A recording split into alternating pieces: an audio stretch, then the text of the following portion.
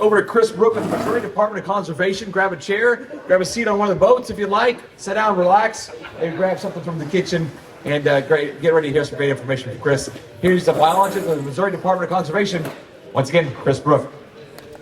Well, good afternoon, everyone. I'm Chris Brooke with the Missouri Department of Conservation. I'm the Fisheries Management Biologist for Truman Lake, and I've been doing this for about 5 years now.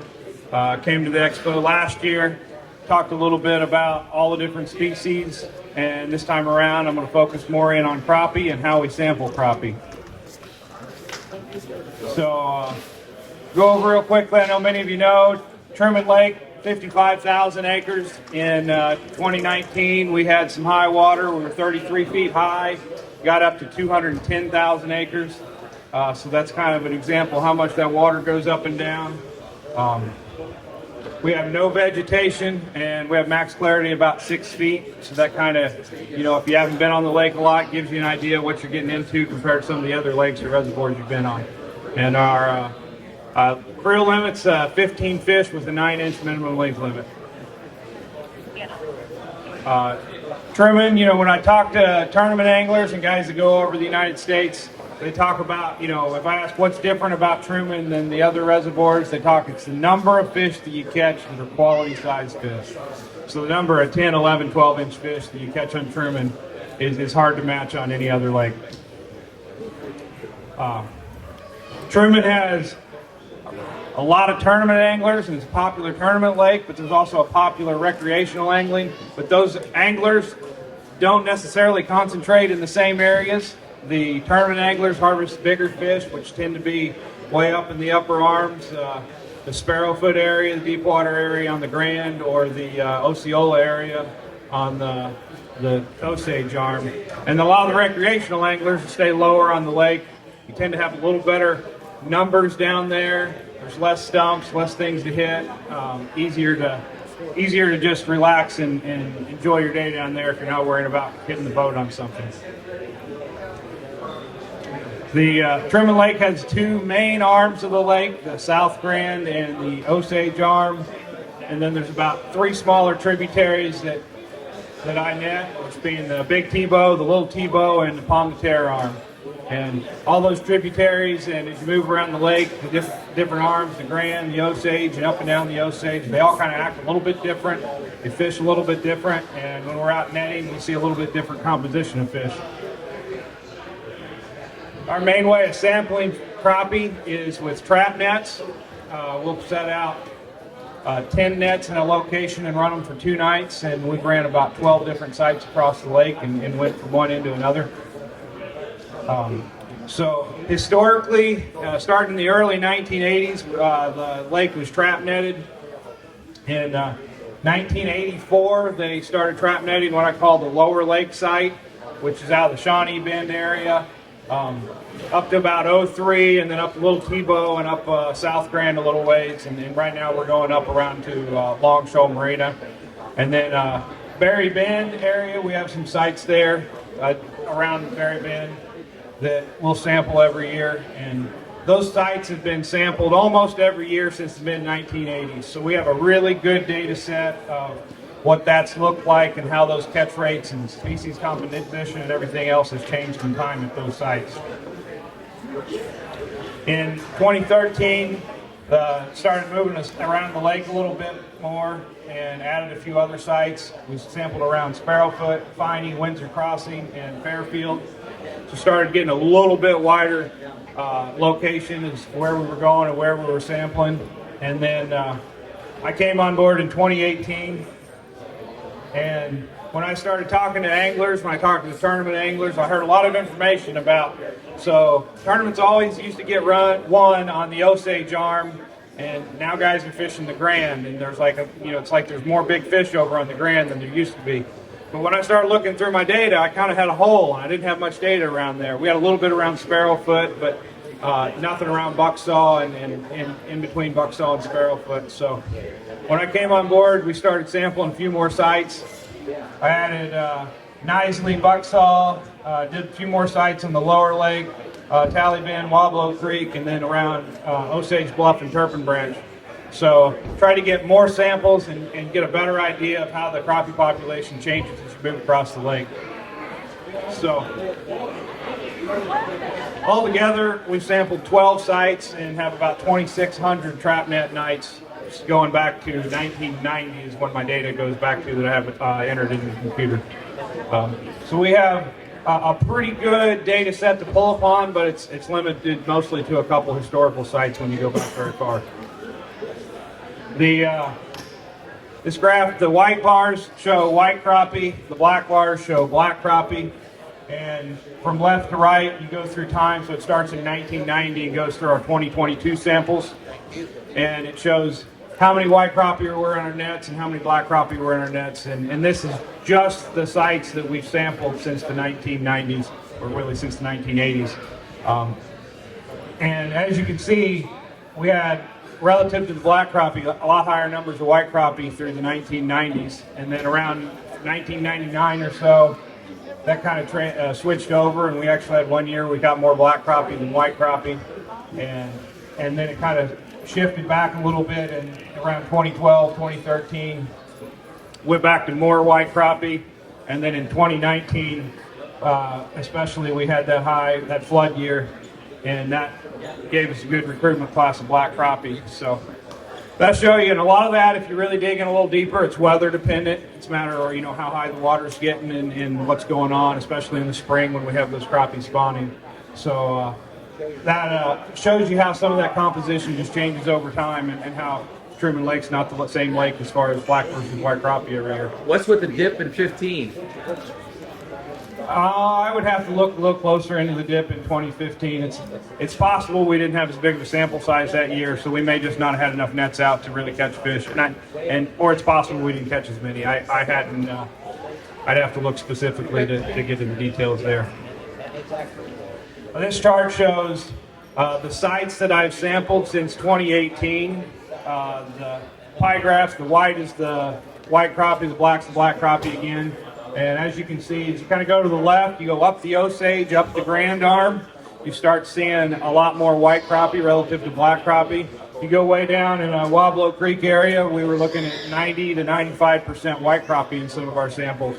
If you move down to the lower lake, you go to the Big Tebow Arm, around the dam on the main arms, and up the Palmy Arm, you start getting around 50% black crappie, 50% white crappie in these samples since 2018. So that show you how those composition change as you move around the lake. So one thing I've noticed since I've been out and sampling, we started picking up some fish that we identified as hybrid crappie. They'll have some characteristics of whites, they'll have some characteristics of black crappie, but they don't fit, real cleanly. They don't look quite like they're supposed to. So I started taking some of those fish and aging them. And I know if you watch the tournaments or you talk to the tournament angler guys, a lot of the biggest fish in the lake, a lot of the big fish in the crappie tournaments end up being hybrid fish, hybrid crappie. So we started aging some of those fish, and this is an example of a few fish that came from the same area, similar nets, and it really just worked out well for us. But the 13.5-inch fish at the top ended up being 9.5 years old, and it was a black crappie. Got a 13.2-inch fish in the middle that was 2.5 years old and was a hybrid crappie, and then on the bottom was a 14.1-inch white crappie that was 5.5 years old. So that's not necessarily your average black, white, or hybrid crappie, but that does show you how much variation there can be between fish to fish, because those are all within an inch of each other, but they varied in age, 7 years. So a lot of difference. Part of it's with the species, and part of it's just from fish to fish. This chart shows all the fish that I've aged, all the crappie that I've aged on this graph, and the higher up the dot is, the longer the fish was, the farther to the right it is, the older the fish was. And as you start looking at the chart, you can see like the second group of dots from the left, those are the 3-year-old fish. 3 of the 6 longest crappie that I have aged that were age 3 were hybrid crappie, which kind of gives you an idea of, I've only aged 10 or 15 hybrid crappie and just a few in that age bracket, but they always seem to be the fastest grower. And the fastest growing 5-year-old crappie that I've ever aged was a hybrid crappie as well. So not a lot of information because it's hard to get your hands on those hybrids, but it does show you that those fish are growing very fast. So one thing I've looked into, and part of this talk is kind of letting you know a little more about what I do for sampling and the things I'm thinking about. And something I've looked at over the last few years is sample timing. We'll go out, and typically what we've done is the 2nd, 3rd, 4th weeks of October is when we'll get our sampling in. So I've gone out a little bit on the early side of that in October, and I've gone in the late end of October just to see what's the difference. If I go the 1st week of October or the last week of October, how much difference is that going to make on my catch rates? And this is all from my berry bin sample in 2020. Went out in early October and did a sample, and that's early October is the blue bars on this graph, and then we went back in late October, which is the orange bars. And one thing that really stood out is the young of the year fish, those fish that were 2.5 to 4.5 inches long. We didn't hardly catch any of them in our early sample, and we caught lots and lots and lots of them in our late sample. I think there was several hundred fish in our nets the late October sample. That kind of gives you an idea, just because they're there doesn't mean we're going to catch them, and something happens, and that's a change in your behavior of those fish over a few weeks that influences our catch rates, and something that's hard for us to account for when we're managing the lake, those changes like that. This is kind of showing the same thing, but it's a net by net comparison. Orange bars are late October, early October is a blue bar, and that just shows the different nets, and it shows that was across the board. All of our nets were that way. It just wasn't just 1 or 2 nets. So this is a comparison of samples that we did in October versus samples we did in March. We did October 2021, and then that next spring in March, when you wouldn't necessarily expect to be a lot of growth or anything like that to mess with your numbers. And our catch rates were a lot lower for white crappie, which is on the left. October's the blue, March is the orange. Caught a lot less white crappie in our spring sample, which tells you they're going somewhere that they're not ended up in our nets when it comes to that sample. Maybe they're deeper, maybe they're just wherever they're at, maybe they moved within the system, but they're not in a place where they're getting in our nets. And then on the right side is black crappie.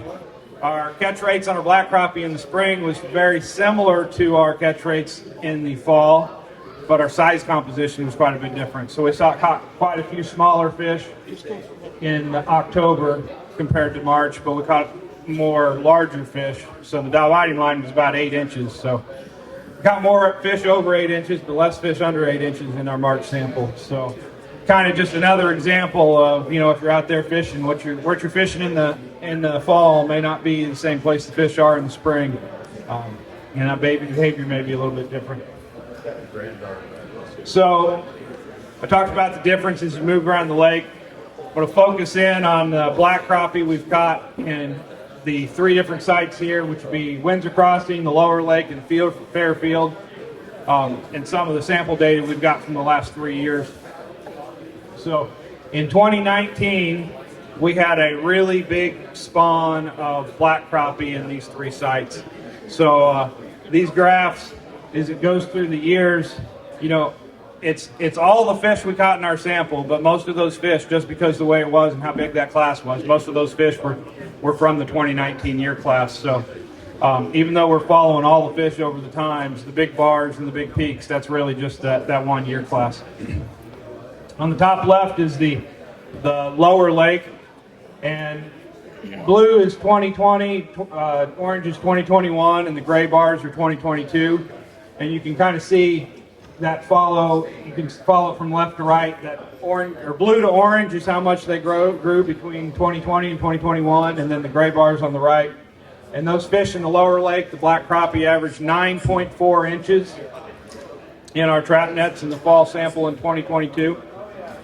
On the left, or on the top right, you can see at Windsor Crossing that class moving through, and our age 4 fish, really 3.5, but going on 4, they averaged 8 inches at Windsor Crossing, and at Pomme de Terre Arm at Fairfield, that class averaged 10 inches at age 4. So when you start talking about the lake and what factors and how fast the fish grow, well, on average, it was in 4 years, 8 inches at Windsor Crossing, 9.4 inches at the lower lake, and 10 inches at Fairfield. So that's the average crappie being 2 inches difference in length. And I'm sure a lot of the fishermen, especially when you have a 9-inch minimum length limit, there's a lot of difference between an 8-inch black crappie and a 10-inch black crappie. So these two graphs just show what our catch rates were this past fall compared to the historic average.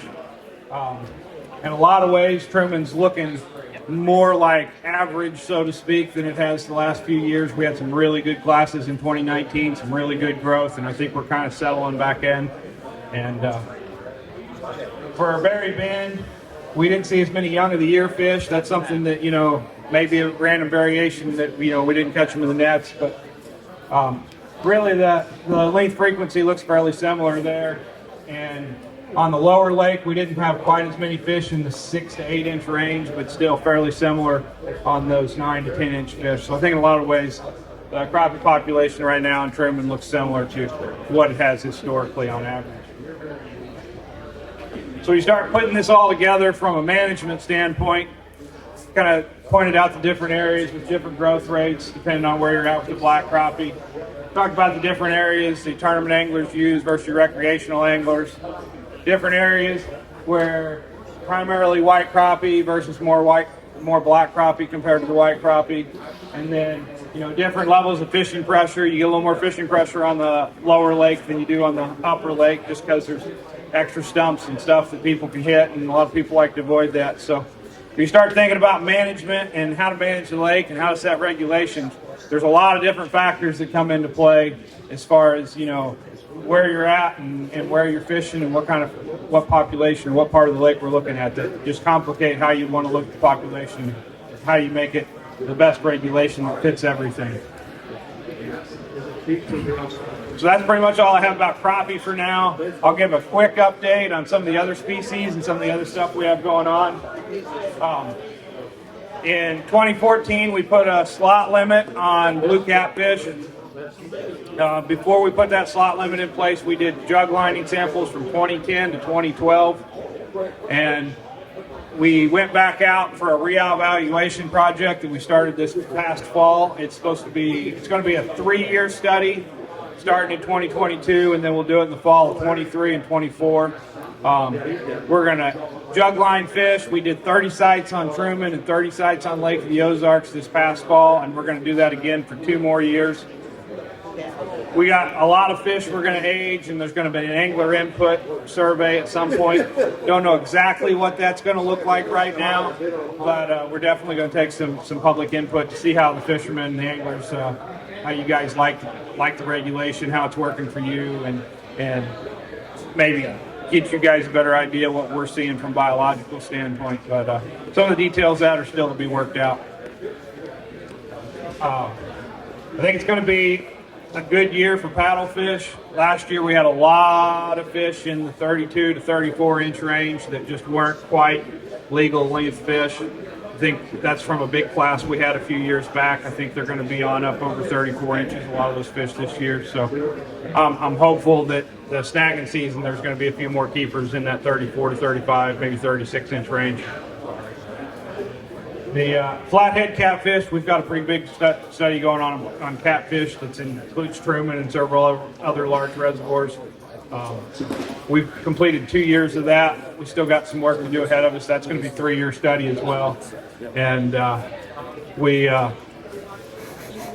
got some data coming from that at this point. We'll haven't formalized a lot of it, hadn't had a formal report, but I know we are seeing a lot of good flatheads in Truman Lake.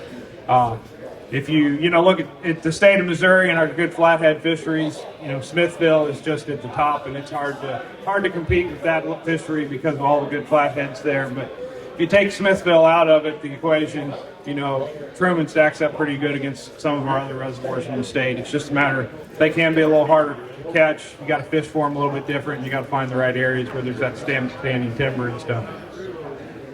The largemouth bass population, largemouth bass on Truman's that population struggled for a number of years now. You get the type of lake Truman is with the up and down of the water, the lack of aquatic vegetation, siltation in their spawning areas. There's a lot of different factors that just make it tough for bass on Truman Lake, and it's something that we look at and we try to think of solutions, but it's just at the end of the day, there's a lot of factors that just make it tough no matter what we do on Truman for bass. And the hybrid striped bass, we had a lot of really good classes of fish in 2019, but how that affects the population's kind of playing out by how long-lived those species are. And crappie, I think we've kind of seen that through a little bit. We're turning back to average. For hybrid striped bass and even walleye too, we've got a really good class of 2019 fish that are just coming on strong. Those hybrids are in that, probably pushing that 24, 25 inch range on that 2019 class coming up this summer. And there's a lot of those out there. We had a really, really good hatchery production that year. And we also got some classes behind them. So I expect the hybrid fishery to be really good for the next few years. And from the age data we've seen a lot of fish that are surviving 8, 10, 12 years. So I think that class is probably going to be productive for, hopefully another 6 or 7 years. They'll produce some good fishing on Truman. For the walleye fishery, another fishery, we got a good class in 2019. A lot of those fish last year, middle of the summer, they were 17, 18 to up to about 22 inches. So I think a lot of those fish, by the time this summer rolls around, a lot of those 2019 walleye will be over 20 inches. That was a good year of natural reproduction, so I think that's going to be, Truman's never going to compete with the numbers that you can get on Stockton and some of our other really good walleye lakes, but it's a really good opportunity to catch some pretty good sized fish on Truman. I think we have a really good class coming through right now to provide fishing that's a little better than it normally is on Truman for that species. So I think that's all I got for updates. If there's any questions, I can answer any questions for anyone. So. All right, thank you guys for coming out and listening.